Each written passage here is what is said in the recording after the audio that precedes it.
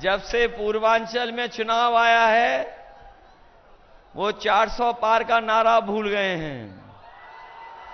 अब वो 400 पार का नारा इसलिए भूल गए हैं क्योंकि उन्हें गणित समझ में आ गया है कि जिस तरीके से 60 लाख बच्चों को इन्होंने परीक्षा के पेपर लीक करा करके घर बैठा दिया है, न केवल वो नाराज हैं बल्कि उनके मां बाप भी नाराज हैं।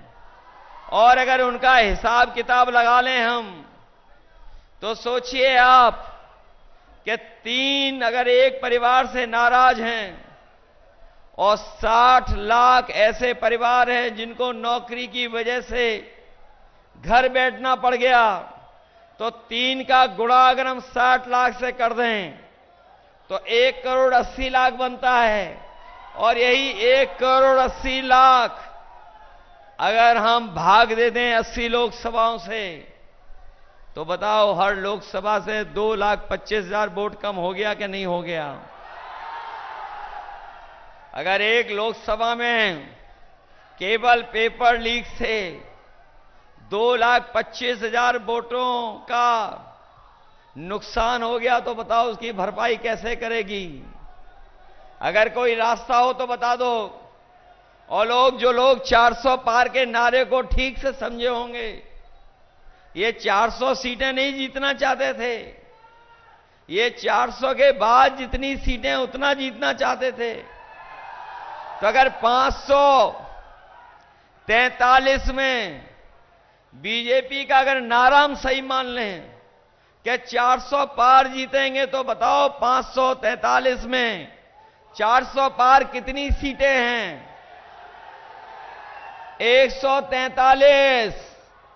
लेकिन जो देश का माहौल है वो ये बता रहा है कि ये 140 करोड़ की जनता इनको 140 सीटों के लिए भी तरसा देगी। इन्होंने जहां किसान नौजवानों को संकट में डाल दिया, वहीं जितनी भी योजनाएं समाजवादी सरकार में चल रही थीं, उन योजनाओं को बर्बाद कर दिया। जो एम्बुलेंस चलाई थी, जो गरीबों को अस्पताल तक इलाज के लिए ले जाती थी, वो एम्बुलेंस भी इन्होंने खराब कर दी, बर्बाद कर दी।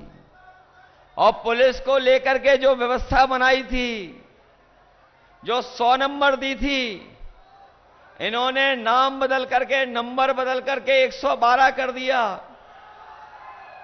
और जब से सरकार ने 100 से 112 किया है, हमारे पुलिस के भाइयों को लगा कि सरकार ने 112 कर दिया, 100 से 112 नंबर बढ़ा दिया, तो हमें भी अपना रेट बढ़ा लेना चाहिए। बताओ रेट बढ़ा दिया कि नहीं बढ़ा दिया? हम इनको खाकी वर्दी पहनने वाले भाइयों को भी सावधान करने आए हैं। अभी तो फौज की नौकरी 4 साल की हुई है।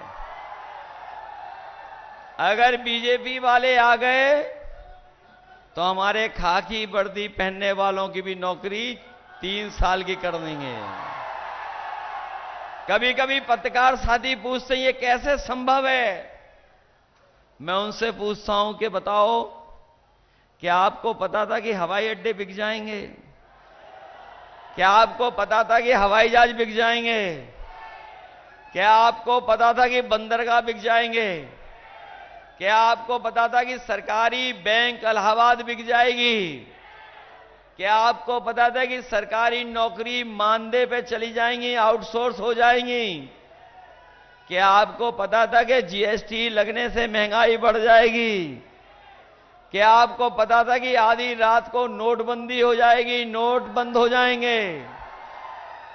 अगर आपको ये नहीं पता था तो देख लेना, बीजेपी वाले आ गए तो अभी तो फौज की नौकरी 4 साल की है, हमारे खाकी वर्दी पहनने वालों की भी नौकरी 3 साल की कर देंगे। बताओ इस सरकार में बोरी से चोरी हो गई कि नहीं हो गई? पहले 5 किलो की और फिर 5 किलो की, अब कितने की चोरी हो गई? कभी मैं सोचता हूं ये चोरी कहां से सीख करके आए हैं। जो लोग जानते होंगे, बाजार में गए होंगे, कभी उन्होंने पार्ले जी का बिस्किट पैकेट खरीदा होगा।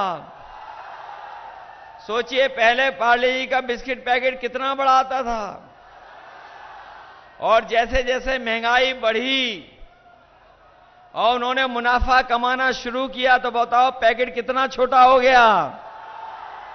आजकल कितने बिस्किट का पैकेट आ रहा है, और ये बीजेपी वाले आ गए तो एक बिस्किट वाला पैकेट आएगा। सावधान रहना आप लोग।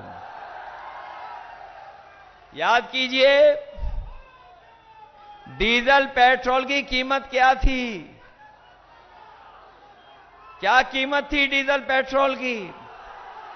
गैस सिलेंडर की कीमत क्या थी?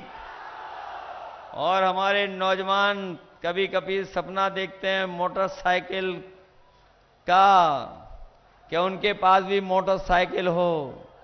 तो पहले बताओ, मोटरसाइकिल कितने रुपए की आती थी और आज कितने रुपए की आ रही है? 1 लाख की हो गई कि नहीं हो गई? और न केवल ये किया इन्होंने, महंगाई बढ़ाई है, बल्कि हमारे साथी जो कभी बुखार की दवाई लेने गए होंगे वो जानते होंगे, पहले बुखार की गोली 500 mg में बुखार ठीक हो जाता था।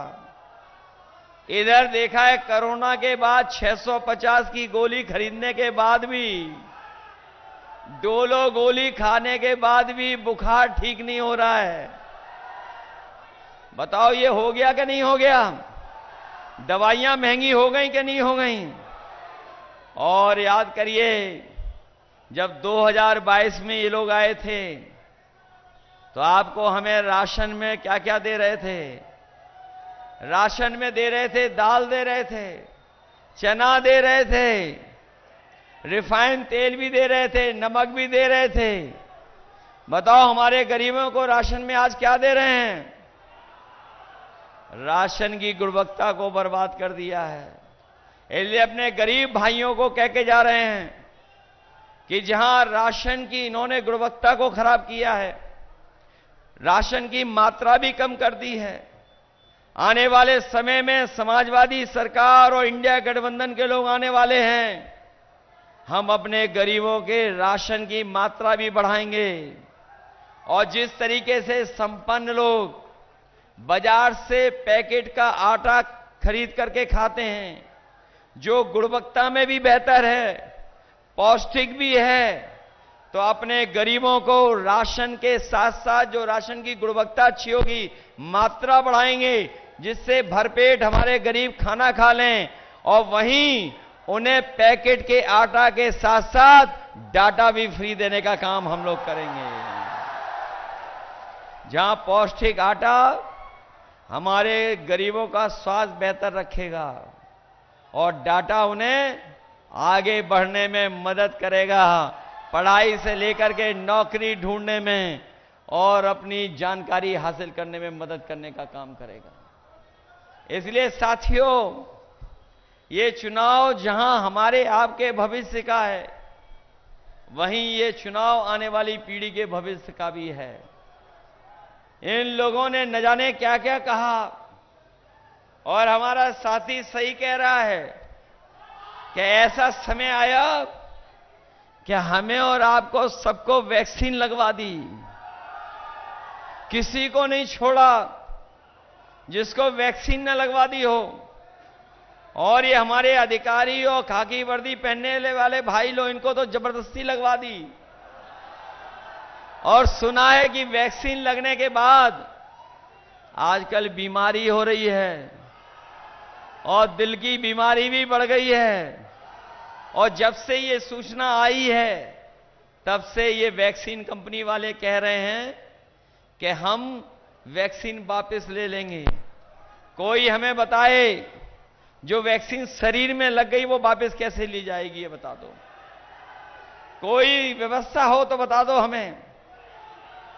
और जो लोग ये कह करके आए थे कि हम मां गंगा को साफ कर देंगे, बताओ हमारे चंदौली के भाई बहनों, क्या गंगा की सफाई हो गई है?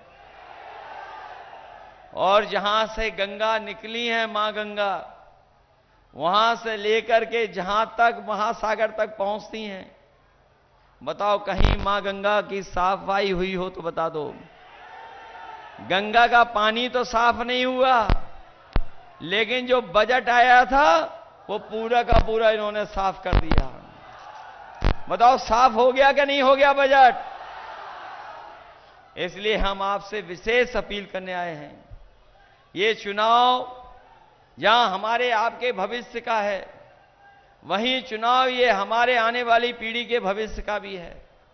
इधर भारतीय जनता पार्टी के लोग संविधान को भी ठेस पहुंचाना चाहते हैं, यही बाबा साहब भीमराव अंबेडकर जी का दिया हुआ संविधान को बदलना चाहते हैं। ये संविधान वो है जो हमें अधिकार दिलाता है, ये संविधान वो है जो हमें न्याय दिलाता है, ये संविधान वो है जो हमारी संजीवनी है, हमें आपको आगे बढ़ने का मौका देती है। इसलिए हम उनको बोलना चाहते हैं और बताना चाहते हैं कि ये जो चुनाव होने जा रहा है, समुद्र मंथन की तरह संविधान मंथन होने जा रहा है। एक तरफ वो लोग हैं जो संविधान को बदलना चाहते हैं और दूसरी तरफ वो लोग खड़े हैं जो संविधान को बदलेंगे, हम उनको बदलने का काम करेंगे।